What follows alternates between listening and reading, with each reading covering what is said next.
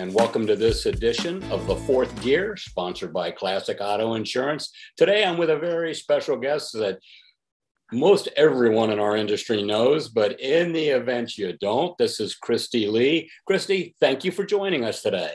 What's up? It's good to be here. You know, I always like to start with what kind of sparked your interest in the automotive world. And if I start to read off your credits, we would be here for the next 15 minutes talking about everything you're involved in. I know very few people that, and I've been in this industry all my entire career. I don't know anyone that's more involved, not only in the automotive industry, but other things which we'll talk about than you are, which is amazing, especially considering you're such a young person coming into this hobby. Tell me what's your earliest childhood memory? What kind of sparked your engine to get into the automotive world? I need to bring you everywhere with me so you can brag about all my amazing accomplishments. Like, do you like to travel? Like, no, what sparked my interest in automotive and motorcycles? My dad was a shop owner and mechanic. So cars were always a huge part of my life. I grew up in Daytona Beach. Cars, racing, motorcycles, that was always just kind of part of my upbringing. And I never really thought twice about it. It was like, doesn't every town have, 500,000 people come to town twice a year for this like huge epic car race? And then like people come in like right after that for this like huge epic motorcycle event, like where everyone grows up is just like that, right? That's totally normal. So, it was kind of just in my DNA. I bought my first motorcycle when I was 18. I've been riding ever since. And that kind of just sparked my interest in bikes, cars, even more than it already existed. Now, your dad was at an auto mechanic shop, I believe. Did you work side by side with him, wrenching, just kind of father-daughter stuff? Or how did all of a sudden this skill you gained for automotive mechanics materialize? I mean, my dad was a shop owner and it was a repair shop. It wasn't like a custom fabrication shop or anything like that. My dad always said that it was something that he was good at, not necessarily something that he loved. So I think he had, maybe different aspirations for his life. And so when, I was coming to that time in my life where it was, time to make big career choices and such, I think there was a little bit of vicarious living through me going on with my father. So like, yes, I was in and around his shop all the time. I was involved in that stuff. I always liked, working with my hands. I liked working with tools. I liked building things. I liked taking things apart. So I always had like a vast fascination for that. Of course, I had a major fascination and love for cars, like what, 8-year-old girl is lusting over exotic cars and knows about classic cars. I mean, I'll never forget flipping through like, a MotorTrend magazine and looking at like, the 1989 Lamborghini Countach anniversary edition. And I'm like lusting after this car. Like what little girl does that? I'm like, Dad, I need this car. He's like, no. So that was my upbringing. As far as like wrenching goes with my dad, I did work on some projects with him, like both in the shop, at home. He was building a BMW 2002, and for the Bimmer enthusiasts out there, they know exactly what that car is. And it was a custom 2002, and that was in the garage forever. That was going to be my first car when I was 16. I helped him work on that, and then I never got that car. I got a extremely inferior car as my first car, but we'll talk about that another time. But yeah, I learned a lot from my dad, and then I think he kind of wanted me to maybe have the best that I could possibly have. So it wasn't that working in automotive wasn't the best. I think he was hoping that I could just do the best that I could. And he was trying, everything that he could to like give me the tools to be the best. And, I bounced all over the place in college, and I was just like, I was one of the kids that was like, yeah, school's not really my thing. So I think I'm just going to find a different route. And I loved cars and I was obsessed with motorcycles. I started building my own motorcycles. And now it's like, you know what? Hey, I'm just going to try a couple different jobs. Started working in radio. And I was like, I like this broadcasting thing. Let me figure out a way to bring broadcasting, motorcycles, cars, and all that together. And here I am. That's awesome. That's awesome. So Now you transitioned, you mentioned you were in Daytona Beach, Florida. I live in Florida outside of Orlando. Daytona is a hub. Where? Daytona, I live in Clermont, Florida, and Daytona. Claremont? Yeah. Okay, so I'm going to give you like a super secret insider scoop here. Oh, okay. I'm actually from the land. Oh, right outside of Orlando. Different. We're the I always tell outsider of people, Orlando. yeah, I always tell people Daytona because it's got a little more zazz to it than DeLand does. But anyways. I know exactly where you're coming from. Now, you actually made a transition. You left Florida. You decided to go to Detroit. And everybody thinks, wow, of course, that's what she's going to do. That's the Motor City, capital of the world. But that's not why you went to Detroit. You went to Detroit for real estate. When I was like 20 years old, my parents absolutely loved that idea. Like, bye, mom and dad, moving to the big city. See you later. Yeah, I mean, I was living in Daytona and just needed to change in life. And, you know, the Daytona thing wasn't really doing it for me anymore. Like I said, school was kind of just all over the place for me. You know, I went to college and, you know, I always did really well in school. And I just was like, yeah, I can't decide what I want to do. I was working as a waitress. I had like 3 jobs. I was making great money. And I was just like, you know what? I need something else. I want to be a self-starter. I want to be an entrepreneur. And at the time, there was a massive real estate investor wave coming to the city of Detroit. And I had some family members that were kind of, you know, poking around in that industry and gaining interest in that industry. And I always had a big interest in real estate. I love real estate. I love houses, architecture, all of the things. And I was like, you know, this sounds interesting. I mean, it's like, what better time in your life than to make like really crazy choices than when you're 20 years old on the cusp of a new career. So I basically packed up. I sold my motorcycle, broke the lease on my apartment, and loaded up everything in my Volkswagen Jetta and trekked across the country all the way up to Detroit, Michigan in the middle of March of 2005 when there was 2 feet of snow on the ground.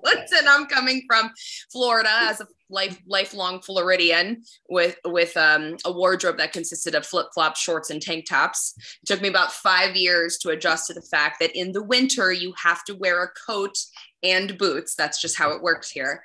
And yeah, you know, just picked up everything, took every penny that I had, lived in a rental unit. The first property I lived in Detroit was the upstairs of a single family home that had been converted to a duplex. So it was glamorous. And yeah, started buying houses. At the time, Detroit had really, really low price points for a lot of properties and, you know, a lot of higher resale values. And I think Detroit then, and even now, there's a massive need for affordable, clean, ready to move in housing. And that's kind of what I did, was jump on that train. And it was great when it was great. And it was bad when it was bad. Everybody rode that same wave in the fact that we all experienced that. We saw our property values literally double, and then we saw them all crash. So we lived through that nightmare, and that's just, you know, I guess that's just the way history has it. Right. Now, you had both motorcycles and cars, and the motorcycle world, no doubt, everybody, you can pull up, get out of a car. Everybody knows who you are. It's incredible. Sure. You've also been able to, it's true. You've also been able to master that same thing in the automotive world. People, if they've gone to SEMA, they've seen you at SEMA, they've seen you at different car shows. I know for a fact, I deal with a client out of Pennsylvania called Carlisle Events. And I know that you happen to be coming up to one of their events here very quickly. And my question to you on that is that a specific mark that you're interested in, or what sparked you to go to that particular event of Carlisle? Chryslers at Carlisle. Did Ed reach out to you? Because I have an email. I haven't responded to him yet. Okay, Ed, I know you're watching me, but pump the brakes, okay? Chryslers at Carlisle is a super rad event. I've actually been working with Dodge for many, many years. And so I've kind of been on and off with the Dodge brand, with the Mopar brand. I've worked extremely closely with them many, many times. And in that, Chryslers at Carlisle, obviously being, a really big, heavily influenced Mopar event, and also having a big Dodge presence at their event, they work closely with Ed Buzecki, who runs the events at Carlisle. And, I had the chance to meet Ed in passing at, many different Dodge Mopar related events over the years. And it was always just like, hey, Cristy, we gotta have you out to Chryslers at Carlisle. We gotta have you out to Chryslers at Carlisle. And I was like, yes, next year. And my schedule was just so insane in the summer. It took a minute to get out to that event. But I also did a commercial with Dodge a few years back. It seems like a lifetime ago now, with Bill Goldberg, who's also a big Mopar guy. And, he was Santa and I was Mrs. Claus. So that kind of sparked even more interest, I think, for the Chryslers at Carlisle folks to kind of have me out to their event, because my presence resonated really well with the Dodge Mopar brand. So yeah, I worked the event a couple years ago, and I'm actually coming back out this year, and I'm super excited. It's a couple weeks away. So here's my shameless plug for Chryslers at Carlisle. Ed, you're welcome. I'll be out there. I believe it's July 15th through 17th. And super excited for it. It's an amazing event. And to be perfectly honest, any event at the Carlisle facility is fantastic. They've got acres on acres on acres, and tons of cars show up, and they really know how to put on a super rad car show. So yeah, Dodge and Mopar have kind of a special place in my heart, because I've been connected to that brand for so long. And I just bought a Hellcat like a couple weeks ago. So there's that. That's incredible. And, you talk about driving, you talked about supercars, you talked about the Lamborghini that you once wanted. You look at the Hellcat. These are high performance cars. They take skill to drive. And coming from the insurance world, I have to tell you that we're always hesitant for people buying high performance cars who don't know how to drive them. I built a Callaway Corvette a few years back. I had been to the driving schools. I'm pretty good. But before I could pick up this car, they said, you've got to come and drive this car. We're going to drive it with you and teach you how to drive it. And I was kind of offended. I was kind of taken back. I said, no, I know what I'm doing. But I found out that I actually needed that help. I needed that instruction. You bought a Hellcat. Now, you're used to going fast. You're used to much more dangerous on motorcycles than in a car. But what was it like getting behind the wheel of that car? Well, I probably take some of that stuff for granted, because I have been, overexposed to the automotive industry. So like, not even just like the TV aspect of, having cars coming into the shop and test driving them, working on them, possibly fixing them, but also possibly enhancing performance parts and then test driving them again, has kind of, garnished me the luxury of getting to drive a lot of different cars over the years. I'm extremely grateful for that. In addition to my time with cars, I mentioned I've been riding motorcycles since I was 18. I started riding on the track when I was 20. So track riding and motorcycle racing have been a really big part of my life.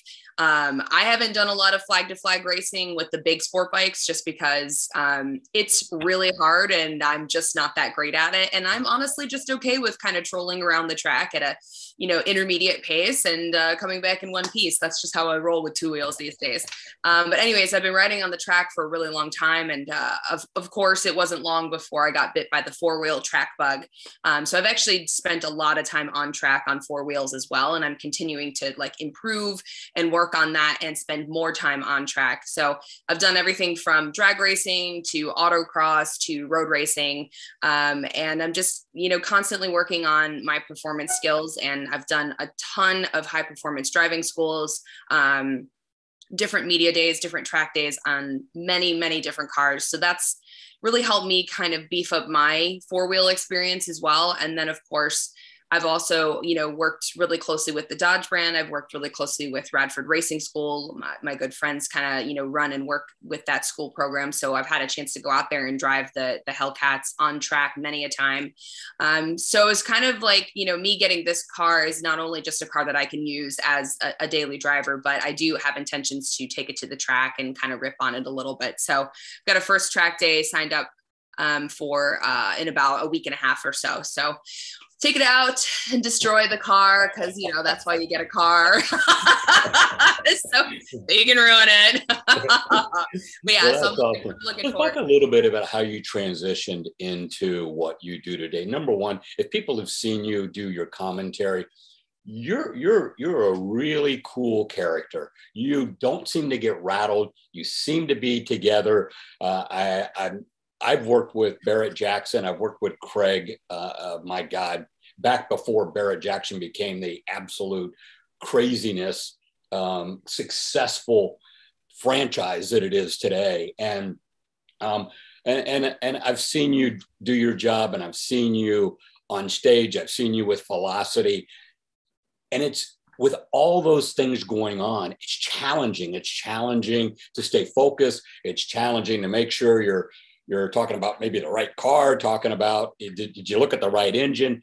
It's very challenging. What is, when you look at some of those opportunities, you have to kind of get into that groove. You did the Garage Squad, and you work with Bruno, and you guys seem to really play off each other well. It's like you guys have known each other forever, but it's very captivating to watch. Tell us a little bit about what that transition and what that work is like. Like the live hosting stuff, or like working with Garage Squad? Yeah, well, the both. Live hosting stuff.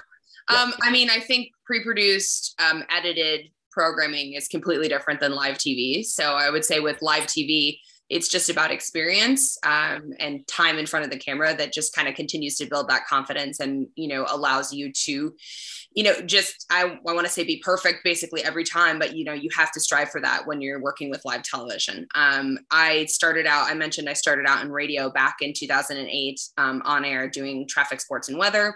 And then I slowly kind of progressed from there to doing more on-camera gigs. So my first big on-camera gig from a live capacity was working for the Detroit Red Wings as an in-arena hostess. And although that's just broadcast within the arena, it's not, national broadcasts or even regional broadcasts in any capacities, just inside the arena. You're still going live in front of, 25,000 fans within one facility. So, that was a huge learning experience for me, being live on camera, hit after hit after hit during every home game. And I did that for about 3 or 4 seasons. So I really got my feet wet with that job. And then from there, me being so passionate about motorcycles and racing and being so heavily involved in both, it was kind of a natural transition for me to start pursuing pit reporting. And I started working in motorcycle racing following the AMA Pro Racing Series as a kind of like a video series host and producing also all of the content. So I basically ran, produced, and hosted an online video series back when YouTube was first booming for AMA Pro Racing. I think this was back in, I want to say 2012, 2011. Maybe even earlier, 2010, whatever. And basically we were putting out, 18 to 20 different interview and hosted type videos every week, race weekend, with 12 to 16 rounds of racing. So that was a grind, but it was an amazing job. And that really gave me the foundation moving forward. And from there, I was able to do pit reporting for everything from the X Games to ABC. I worked for CMT, obviously ESPN, CBS Sports Network, NBCSN, Fox Sports 1, even back in the speed days, FS2, CBS Sports. So, I kind of ran the gamut in the motorsports world with covering all kinds of racing, from motorcycles to flat track to off-road truck racing to car racing to rally racing. And that gave me a really solid foundation for live TV. And that made Barrett easy for me because I was talking about cars and I was doing it live, which I already had experience doing. So I love live TV. There's nothing like it. It's completely different than pre-produced programming. And it's the best. I miss it. I haven't done a lot of live TV in recent years, but there's a certain adrenaline that comes along with it that you kind of can't recreate on a set or with edited content. So it's different. As far as Garage Squad goes, you know, I love Bruno. I love all the guys. I've known Bruno and all of them for many years, even prior to my arrival on Garage Squad. And I consider them all great friends. And, you know, I didn't really feel like we were filming a show. We were kind of just hanging out in the garage, working on cars. And that's what made it fun. And that's the impression people get when you log into that, you view it for the first time. And if you're not familiar with all of the celebrities, if you will, that are on the event, it does, I hate to say suck you in, but it does. It sucks you in. And what's the next episode? What are they going to do next? And which is the whole goal behind the series. You've done All Girls Garage. You've done, you know, you're really carving out a new niche in the automotive industry. We talked. I was with Lauren Fix not too long ago, and I've known Lauren, my God, many years. More personally, I've known who you are. We've never had an opportunity in person to have time together, but we talked a little bit about women in this hobby. It's pretty, you know, 20 years ago when I went to SEMA, other than the paid models on the floor, you didn't see many women who own companies and did stuff in this hobby. That's really changing. And I think it's due to people like you, kind of setting a stage and saying, you know, no, you know, no. It is, you're giving an impression, you're giving, you know, you're helping people to better understand that, hey, this is open playing ground for everybody. How do you see this hobby and more women coming into the hobby? I mean, we started filming All Girls Garage back in 2011. So, I mean, it's been a while. And, you know, I wouldn't say that was the first, but it was definitely one of the first, like, prominent all women automotive based program shows. So, you know, I think that definitely opened up the doors for a lot of other women to see the show, to, you know, respect us as females in the industry, and also gain interest in automotive, and maybe even get that little extra push to get involved in it more. I think it's just the way that, you know, times have changed. So the trades industry is really booming. And I think that a lot of women are seeing the benefits of being in that. And then, you know, not just myself, because I certainly cannot take credit for it solely. Myself and all the other amazing women out there that are just doing awesome things. You know, I think other women are seeing that and thinking, you know, hey, I can do awesome things too. And I always say that I don't want to empower women by, you know, talking about all the great things that I've done. Like, I just want to go out and do it. And that's how I empower women. So them seeing me doing things, I can only hope that gives them the confidence to do the same. I don't have to talk about it. I don't have to boast about it. I'm just going to do it. And then I hope that can inspire more women to do the same thing. It really excites me to see so many women popping up in automotive in so many different capacities. I think that YouTube and social media have also really helped with that, because, you know, that entrepreneurship is really exciting a lot of people, and especially women, where they're like, hey, you know what, I can film this video series at home of me working on my truck or working on my car, and I can put it out there, and I can get followers, and I can get, you know, paid advertisements, and I can make a little money. And, you know, maybe that's a lot more fun than the other job I may have had. So that's also exciting too, with the changing times with social media and YouTube. And it's certainly not to say that makes any of those gigs easier, because YouTube is a total grind, and I respect everyone that hosts their own YouTube channel, because it is a lot of work. Same thing with social media. You know, it's not easy. It's a lot of work. So kudos to anyone that's taking on those gigs as well. But yeah, it's exciting to see so many women. Just this morning, actually, I follow a page on Facebook that's, you know, new motorcycle riders, and everybody just kind of posts up their stories. And I think it's a pretty decent sized community, like maybe 150,000 people in the community. And I was just scrolling through it really quick early this morning. And I swear it was the first 8 to 10 posts was all women.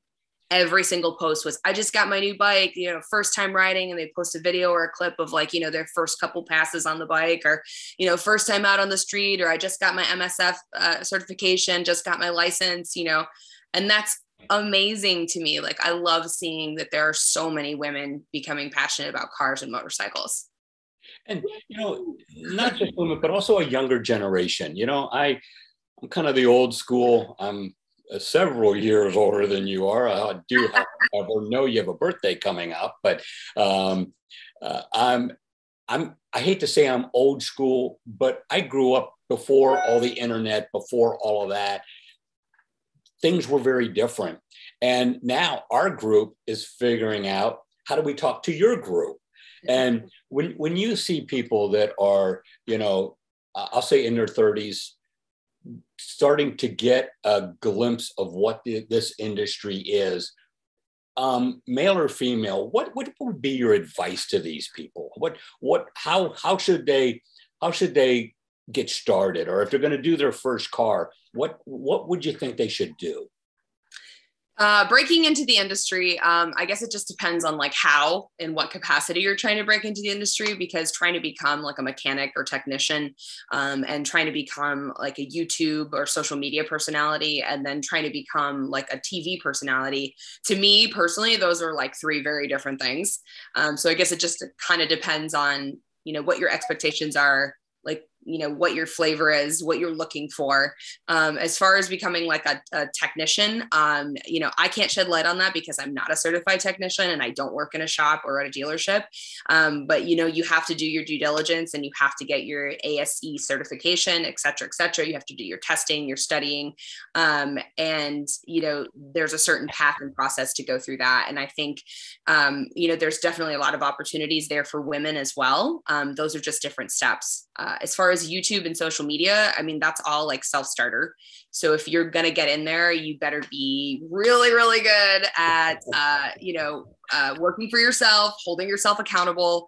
I'm basically self-employed as well. And it's the best, worst thing ever, because, my schedule is a little bit flexible based on my needs. But, when I don't sit down and do the work that I need to do, it only hurts me. And I don't have someone breathing down my back to help motivate me to do it. So you have to stay on top of everything. And then as far as the TV world goes too, that's a completely different realm of breaking into that industry. And, I would say for anyone trying to break into automotive television, the YouTube and social media scene is like a really great starter platform right now for any women.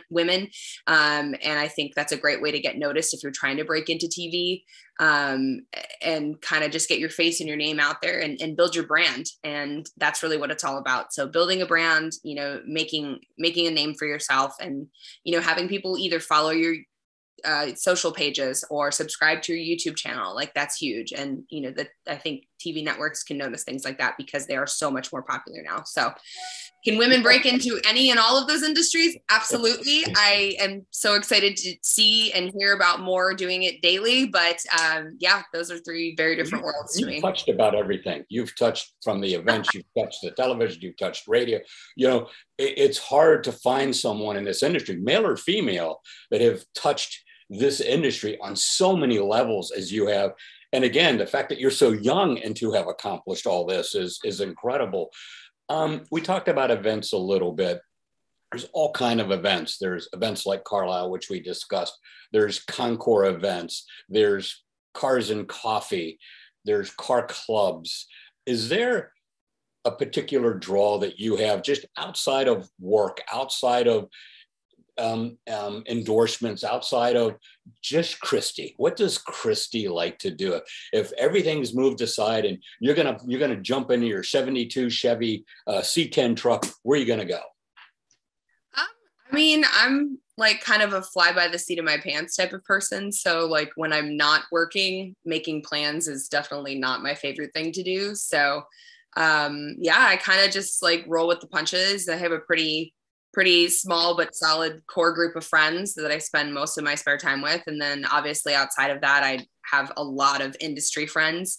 So when I am home and when I'm not working, I kind of just keep it chill. So whether that be just, grabbing a, dinner and a drink with friends or just hanging out at the house, like I love to entertain. So having house parties and having people over and entertaining and cooking and feeding and drinking people, like feeding and drinking for people, like that's what I love doing. So I'm Italian, so it's like in my blood. It's what we do: feed people, make them eat and drink.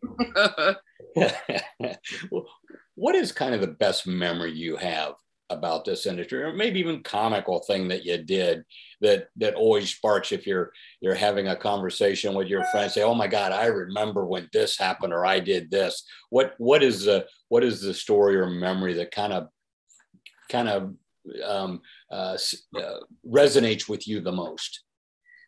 That's hard to say because, what's great about me working in television is I have a fantastic short-term memory. So it's been great for me to retain information or whatever we're, working on or talking about at the moment, especially when it comes to things like, hosting and pit reporting, and just kind of regurgitating that information, like on camera, like immediately following, whenever the information is uploaded to me.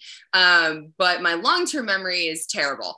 So as far as having like a highly specific memory that like really just kind of like sticks in my mind, I probably don't have just like one favorite memory. I have a lot of great memories from my time with All Girls Garage, my time with Garage Squad, my time on Celebrity IOU Joyride. And then, I've created new memories with the new show that I'm, that's premiering in like basically less than 2 weeks, Steal This House. So I've got lots of great memories from all those different avenues. And, it's part of the journey and it's taken me there, and, there's good and there's bad and it's funny times and bad times. And yeah. I love to watch home improvement movies. I love the home improvement channels.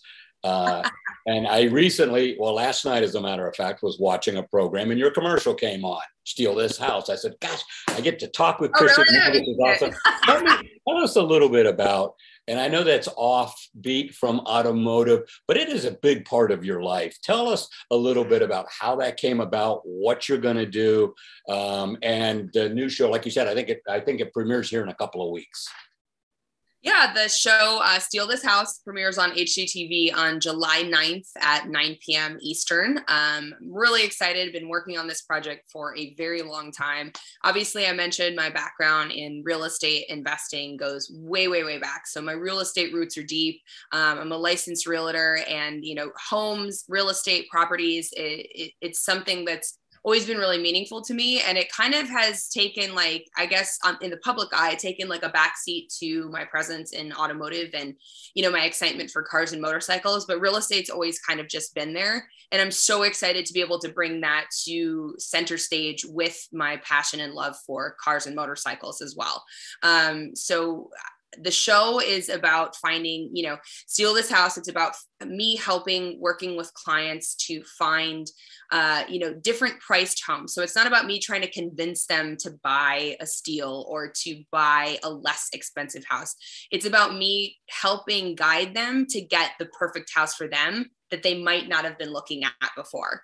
So homeowners might be looking at properties. Let's say they're looking at houses in the $300,000-$400,000 range. I'm going to bring them to houses in the $150,000 price range, below $200,000 price range, houses that they would never even consider looking at, and just kind of try to get them to change their perspective on houses. When I walk into a house, I see things differently. I see the potential that each house has.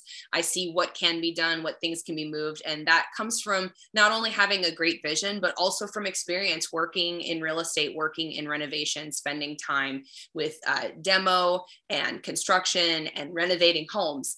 And I'm using my experience to help these new homeowners and kind of guide them to get the house that they want. The dream. You look at values. What everyone really wants, right, is a dream home.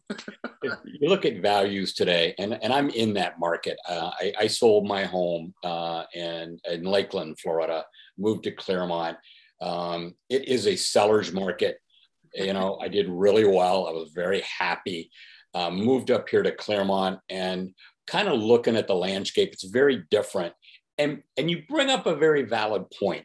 It's challenging. Our economy is challenging. We have, I'll call it, overinflated pricing right now. We've got interest rates that are going up. So for me as a home buyer, trying to find that perfect place is a whole lot different. And I'm thinking, the house is fine, but I really want the garage. I want a place I can park cars and do things. And Florida is challenging because there's so many communities that are governed by HOAs that you can't have a multi-car garage. You can't build an outside garage. You can't do things. So it makes the hunt more difficult. And I think you bring up a very valid point. And I don't know what area you're working in when you're working with these people, what part of the world you are.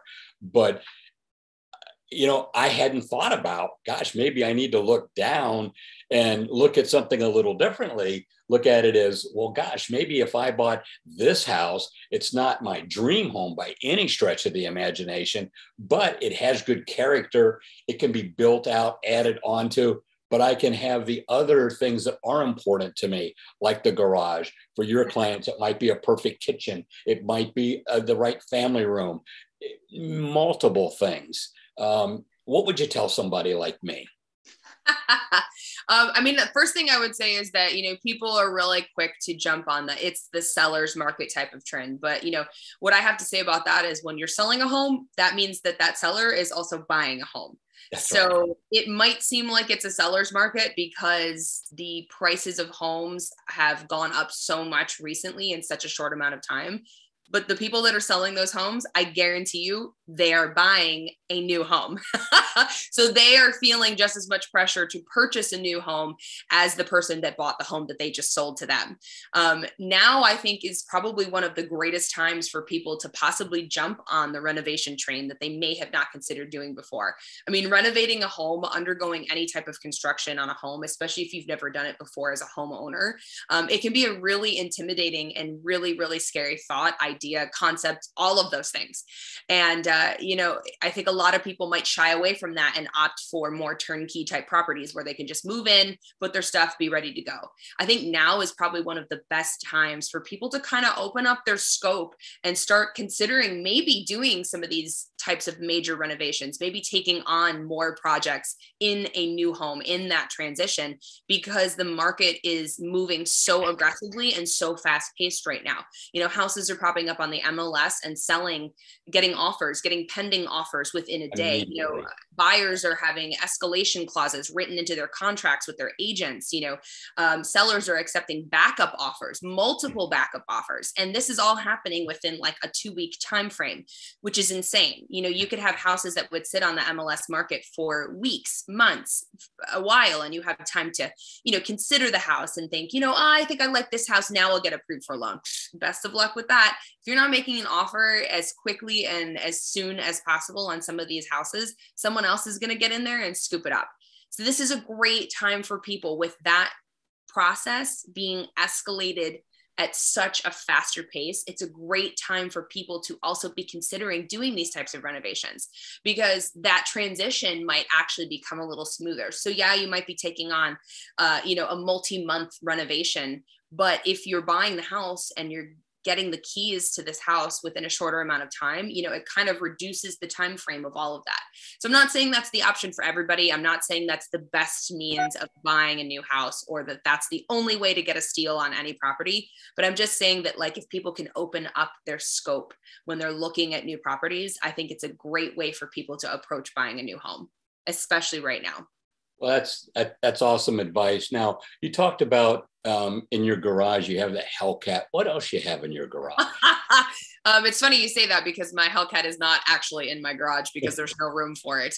How many cars do you have in your garage? I have 2 garages and a massive shed, and I'm pretty much tapped out of space. And I have a 40-foot toy hauler, and that's full too. So wow, there's that. I've got a collection problem. In my garage at my home, I've got my right now it kind of rotates. Right now I've got my 72 Chevy C10 is parked in there. But then, like, the more permanent resident that kind of just hangs out all the time is a 1967 Pontiac Grand Prix, which is a family car. And it's been in the garage for a very long time. It does run, but, it needs a lot of love. So it's a project car. I've had some time to work on it and then kind of had to take a pause and haven't really picked back up on that, just because it is such a massive project, and space, time, all of the things are, you know, taken into consideration when diving into a project like that. So I'm hoping this year that, you know, that project can be uncovered once again, but that's the permanent resident in my home garage. In the driveway, I've got my Hellcat, and then a 2022 F350. Okay. And then one of my investment properties, I kind of just took over the garage there. I've got a 1950 Chevy truck in there as well. Chevy AD truck. That's kind of hanging out in there. And then there's the motorcycles. So I've sold one motorcycle fairly recently, and I feel really good about that because I'm slowly thinning the herd. So I haven't done a count in a while, but I think we're down to 11 motorcycles right now, which is really, which is good. We're doing good. I actually have 2 motorcycles here inside the house right now. So they're about 3 feet away from me. If you want to take a peek, there's one. There's the second one. So there's only actually there might be one upstairs. Nope, it's in the garage. Just kidding. So there's only 2 inside the house right now, which is a really great accomplishment. Well, because at one point in time there were 5 motorcycles inside of my house, and I have used my kitchen as a garage space before because. Let me tell you, it gets really cold in the winters in Michigan. And when you run out of propane, it is not an option. And it's the worst when you're right in the middle of a project and the propane heater starts to go out and you're just like, oh, I don't want to run to the store right now. So you just bring the mini bike into the kitchen and work on it there. Well, I know we've gone way over in time today, but gosh, I really, really appreciate your time and your extremely busy schedule. I love your energy. I love what you bring to this hobby. It's absolutely contagious, and I really appreciate it. And thank you for joining us today. Thank you for sharing all your stories from cars, motorcycles, and real estate. It's awesome, and I look forward to seeing you here at Carlisle in a couple of weeks, and probably at SEMA here in November. Yes, I'll definitely be at Carlisle and SEMA. And tune in, Steal This House, HGTV, July 9th. You got it. Thank you.